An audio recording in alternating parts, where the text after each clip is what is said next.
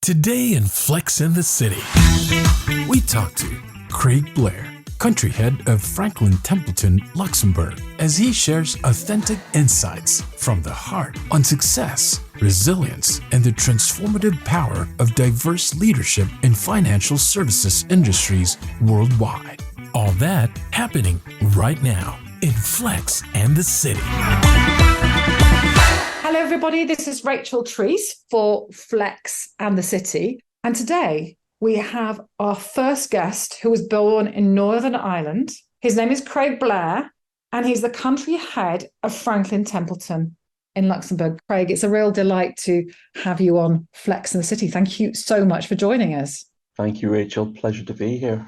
Wonderful. So, Craig, you were born in Northern Ireland. Tell me a little bit about your journey, your childhood, and your journey to coming here in Luxembourg. I'm very curious. Thank you. I'm a British citizen. I'm also an Irish citizen. So in Northern Ireland, we're lucky enough to be able to have both passports. I was born into a middle-class family. My father was a marine engineer in a way, working at sea for a lot of my childhood. So he would typically spend 9 months or 6 months away at sea from my mother and us children. So you can understand my mother was a pretty tough woman by the end of that. So it was very hard for her bringing up 3 kids eventually, and just having that pain of having their husband away. We did have that opportunity when I was very young to spend about a year traveling around the Middle East and Asia, going deep sea with P&O. In Northern Ireland, then growing up as a child, I grew up during the conflict that they call the Troubles. Yeah. I was in a town slightly protected from most of it, but there were regular police and army patrols, towns being closed off at night because of fear of bombing, media censorship, and all that just was normal life for me as a child. You used to log on to the news and just hear about these atrocities and these things that were happening, and not really understanding the background and why, but it just became, part of life, and unfortunately, continued for far too long. And then I guess when I got to the university years, like a lot of people in my position in Northern Ireland, they call it the brain drain. We sort of leave Northern Ireland, we left to either go to Scotland or England or Wales or the Republic of Ireland to university. I chose to go to Leicester University in England. I studied and did my honours degree in law, and that was a real coming of age for me. Leicester was such a multicultural place, so they've got huge Indian and Pakistani communities, and it was just very vibrant. And then as I came out of university, it was coming into the time of the Good Friday Agreement back in Northern Ireland, and so it was a real time of hope and opportunity for people. I decided to stay in England for 8 years altogether. I trained as a management accountant at Mercedes-Benz in the UK. I sort of launched with marketing the smart car, launched the Maybach and a number of Mercedes-Benz vehicles. And then I sort of moved on up the value chain to the German conglomerate Henkel and finished my accountancy qualification there. I came to Luxembourg then in 2004 after qualifying as an accountant and get married, and then joined Franklin Templeton. And I started as a financial reporting accountant, and 13 years later, I sort of progressed up through the hierarchy, and very, very pleased and gratified to be appointed country head of the entity and Franklin Templeton in Luxembourg. So I'm here now today. I'm a conducting officer. I've been country head for 6 years, and I sit on the boards of several different entities within Franklin Templeton.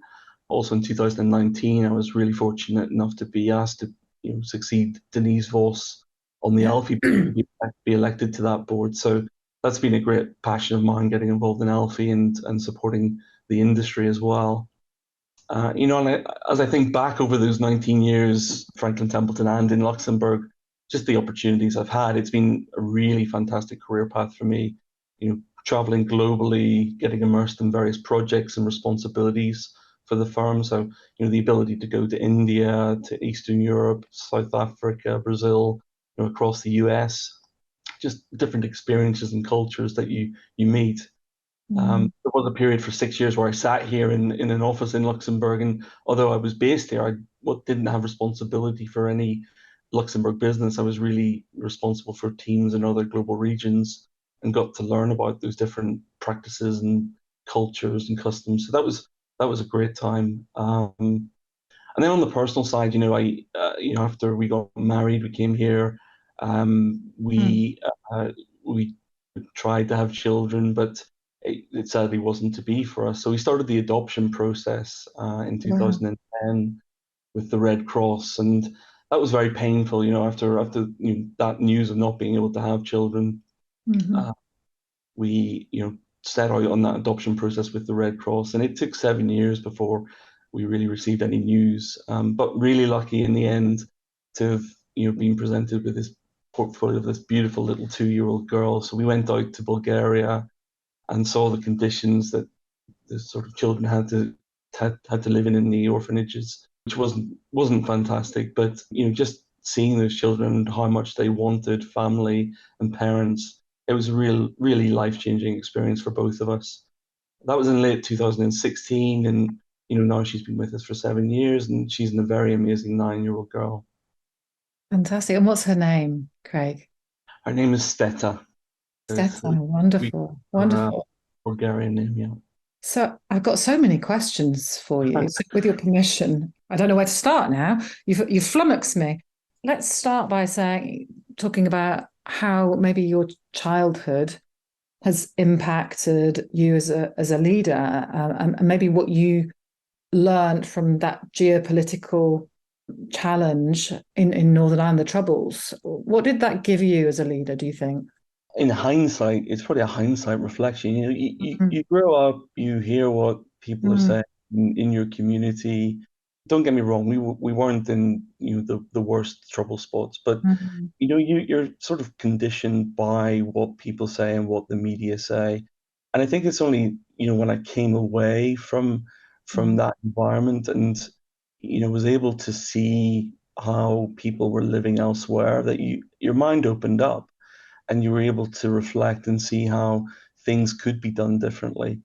mm, And luckily enough, in Northern Ireland, they had that process with Clinton and Blair and Hume and Trimble, mm. and it was that time for change. We needed that change. It's such a great country, great people, but has just been suffering. So I think it was just that learning point that if you give people a chance, if you're open-minded, and if you give people equal opportunities, then Mm. people can succeed, and everybody can succeed for the better. That was the real point for me. So I'm curious, with now, Steta's part of your family, and with that background, how has that impacted perhaps your purpose as a leader and the work that you're doing in Franklin Templeton and perhaps wider, Craig? Yeah, I mean, people say to me, why does a middle-aged grey-haired man care about diversity and inclusion? It really stems from several inputs. I mean, one of them is that life experience, just the ability to give people opportunity and help them succeed. We want to create a better world for everybody. When I took over as country head in Franklin Templeton, there was some things we needed to address in terms of gender diversity, in terms of representation from different communities. So we've made great strides in terms of looking at how we grow succession plans and pipelines of talent to be representative and be more inclusive. I think the firm itself is a fantastic example of diversity inclusion. We've got our CEO Jenny Johnson. This is Mm. who's had 5 children, but Wow. is a very successful CEO who travels the world, who lives and breathes both the company, but also inclusion at its very highest. So, we've got in the firm different business resource groups, as we call them. So, one for gender, one for ability, one for veterans, one for the Spanish community. I could go on and on and on, one for pride. It's very much thinking about how do we represent ourselves externally to the world in terms of being inclusive and being a place where we want people to come and be their authentic selves and work as their authentic selves, be representative of the client base we want to be investing in our products. So we've joined the Diversity Charter in Luxembourg Mhm. in the last years. We also signed up to the Women in Finance Charter just this year. That was something that I was very passionate about doing, and the Minister of Finance met with Jenny Johnson Mhm. in New York, and they discussed that, and we're very passionate about being part of that. We also have recently been one of the founding members of Diversity Project Europe, and I've been lucky enough to be asked be an advisory council member. So that's a group. Originated Mhm. in the UK, and we've been part of that for the last 5 years at least, where they've really tried to advance the diversity agenda in the UK. And then they've asked, can we create a European chapter? So there's 8 firms that have signed up initially to found that. And we want to be the organization that is the forefront of diversity across Europe. We've got three objectives on that, and it's firstly gender diversity, Mm. secondly inclusive workspace, and then three social mobility, and really advancing those causes, doing research around that, and then bringing that research output to the financial services industry. I love that. So my daughter, she's 17 years old. She's at high school in Luxembourg. She's studying economics. What do you think the industry, and I know that you're on the board of Alfie, what do you think the industry needs to be doing to attract youngsters like my daughter to want to come into the industry? What do you think, what more can be done? Yeah, I think the industry has a poor image. I think we need, as leaders, to go out and better advocate and show and demonstrate how we can be an attractive industry for the young people coming into the workplace. That starts with going to the schools and to the universities and starting to think about how we craft programs that make it interesting for them to understand what financial services is about and the good it can do. We're here really to represent the investor and really crystallize their life dreams and make their dreams come true in terms of financial outcomes. So Mm. really about getting better financial education out there to the young people, understanding what we're trying to achieve by being in financial services, and then understanding what types of roles are out there and how the industry is developing and changing. We have been, and I remember Michael Fox. I was Mm. working with Michael on the apprenticeship program that Yeah. that he had, and we took on an apprentice here in Franklin Templeton. But we've continued to have dialogues with the authorities here in Luxembourg, the ministry, on how can we build programs to increase education within schools. We're also talking to the university within Alfie, talking to the university about how to deliver graduate programs, Mm. master programs that would support young people coming into the workplace. So I think it's really about getting that education out there. Alfie's also been very good, and I'll just highlight the work of Valeria Merkel at KPMG Yeah. through Alfie doing her next generation initiative and getting young people within organizations together to talk about different topics and subject matter, and also getting people to go out to universities and talk about what Luxembourg's about, but what financial services is about as well. Well, it's sounding really, really positive. I feel quite excited by some of the things that you're saying, Craig. I've got a question for you around another part of diversity, which is about diversity of thinking as well. So I do a lot of work with boards, and obviously general diversity is important, but I'm also quite passionate about diversity of thinking. I'm just wondering what your own thoughts are on that as a topic and its importance. We've sat down in the last 2 years within Franklin Templeton and had a working group just looking at that topic. And it's been more really from I think the gender perspective, but I think it will develop into, having different categories of diversity Mm.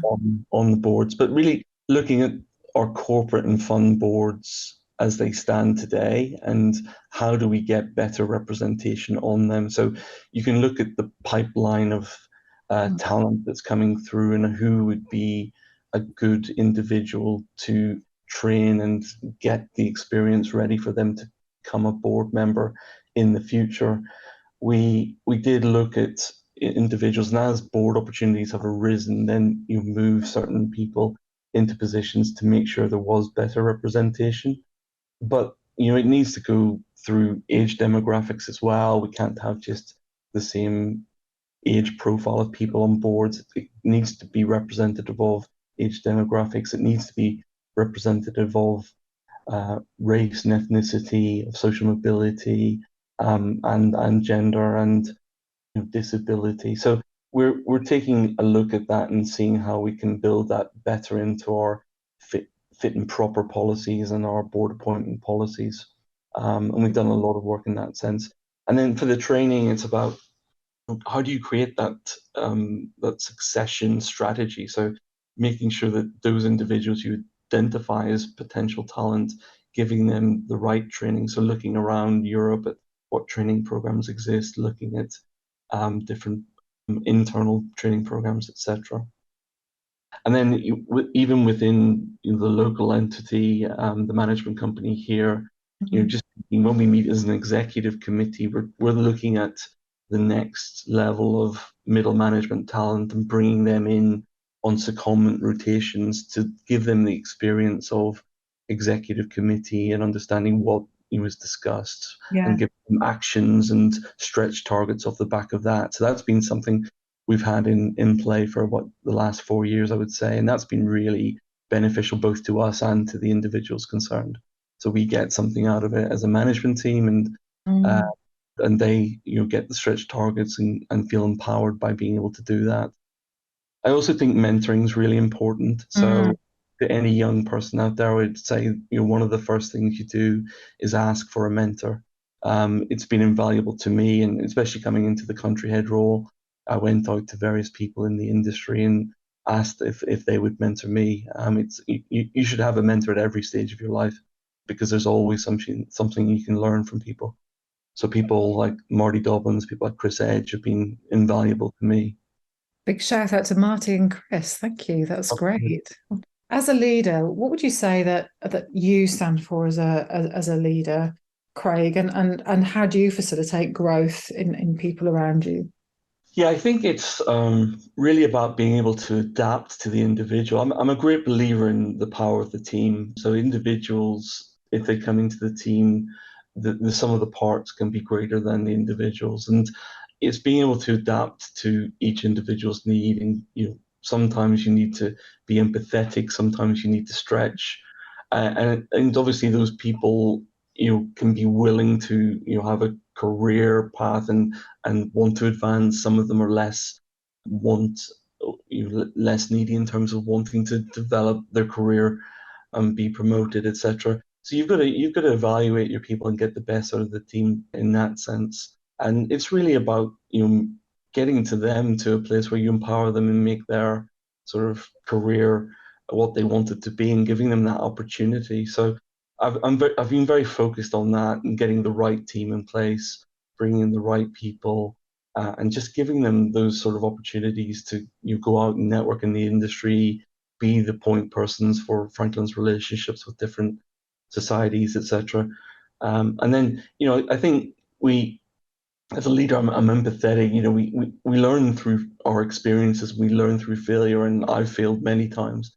It's about failing fast and learning from that, and then keep trying and understanding what went wrong and calibrating and getting people directionally correct to be able to succeed. So that's where I come from as a leader. Absolutely. And just in your own life and observations of either world leaders, in particular, again, the troubles or other things, either in the corporate world, has there been a leader that has really inspired you, or that you go, wow, they did an amazing job with what was going on at the time? I mean, the one that always stands out is Nelson Mandela for me. I think maybe several people have probably said that to you in the past, but he was such a statesman, to endure what he went through in life, but then understand how the other, the other elements of South African society, what their needs and wants were and what their fears were, and just being able to embrace that and bring people together. I think he was just such a statesman, and we don't have many of them today. We need more of them. But how he brought that country together, and even the greatest leaders around the world viewed him as the one true statesman, global statesman. that's the sort of the person that you would look to. I was really unfortunate, but I was in Johannesburg when he passed away, and just the Mm. feeling in Johannesburg at that moment, you got swept away with it. So, there was the sort of complete silence and shock of what had happened, but then very quickly, within a day or two, the sort of queues and the people queuing outside his house, and then the singing and the emotion on the street. It was a very powerful time. And then you can translate that to Northern Ireland and what happened with the peace process, how Trimble and Hume came together, two very different sides of the community, but knowing that they needed to make a change for people's future after 30 years of conflict. And these weren't extremists; these were sensible politicians, but trying to bridge gaps and bringing the very extreme sides together to have that discussion. So what they achieved with Clinton and Blair and Mm. the Irish government at the time, Bertie Ahern, it was phenomenal. Absolutely. And so, if I was to give you an invitation, Craig, to be the statesman for the financial services industry today, and you had a magic wand as well, what is it that you'd love to be putting in place for this great industry? Well, it's a really difficult time in the industry. It's probably the most difficult time, I would say, since the global financial crisis, 2008.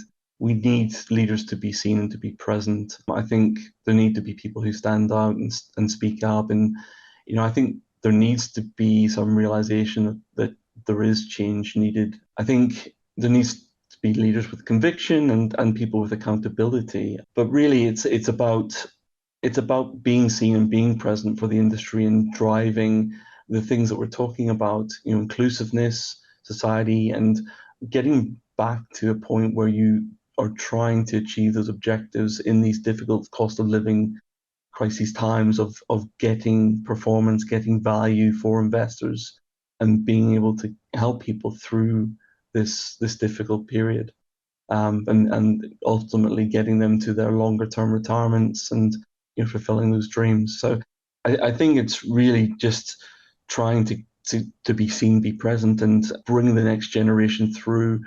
ESG is obviously a huge focus. We're at a critical point in terms of the world, in terms of climate and social responsibility. So making sure that those measures and regulations are effective and they work and they're robust enough, and also putting into place good regulation. There's been plenty of regulation in the past few years that maybe didn't fulfill its objectives. So it's not wasting people's time with putting in these ineffective policies, etc. It's about really making impact for the good. And I think that's how people will. Very good. So Craig, when you're not being an amazing leader or an amazing dad or husband, what is it that you love to do outside of financial services? What is it? Yeah, I mean, when I get time, there isn't much time, but I mean, it's travel. We used to travel a lot in the sort of 7 years between starting the adoption process and the adoption actually coming through with Sveta. We traveled religiously, so we went all around the world, my wife and I. So we still enjoy travel a lot as a family. Food, I'm a big foodie. I love food across the world. People wouldn't not guess that if they looked at me. But I love food. I'm a really passionate rugby fan. So I'm an Irish and long-suffering Ulster rugby fan, and I really, really, it's something that goes back to boyhood. Played at school, and then I can't play anymore through injury, but I avidly follow it. And then music, I've always been a keen listener of music. I'm not a musician as such, but I love listening to music and hearing what new music's coming through, etc. Fantastic. So I'm going to go with the rugby Hmm. and ask you, I mean, rugby is an amazing, again, the hooligans game for gentlemen, I think. Is that right? Something like That is that. right. Yeah, yeah. Something like that. So what is it that financial services could truly learn from that incredible game?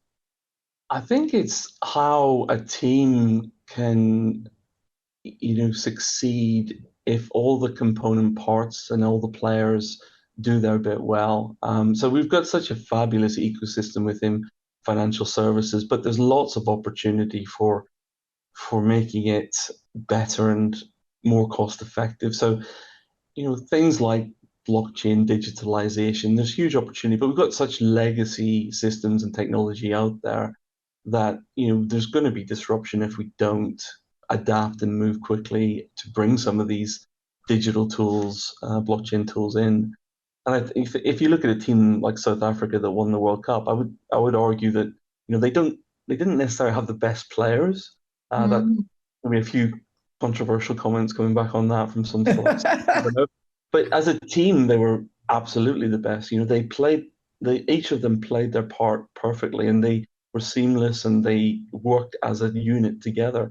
And I just think the whole value chain within financial services, as a metaphor, could learn from that. I think there's too many legacy processes and policies and systems out there that we could just change. It takes investment, but for the longer term, it's going to be better for us all. And bringing more, sort of less cost but more performance to shareholders' products. I think that's important, where we need to focus our attention. Craig Blair, honestly, I'm absolutely humbled. Thank you so much for being with us on Flex in the City. It's been a fabulous and humbling conversation. Thank you. Thank you very much for inviting me. Thanks, Rachel. You just listened to Flex in the City. Catch us on our next episode.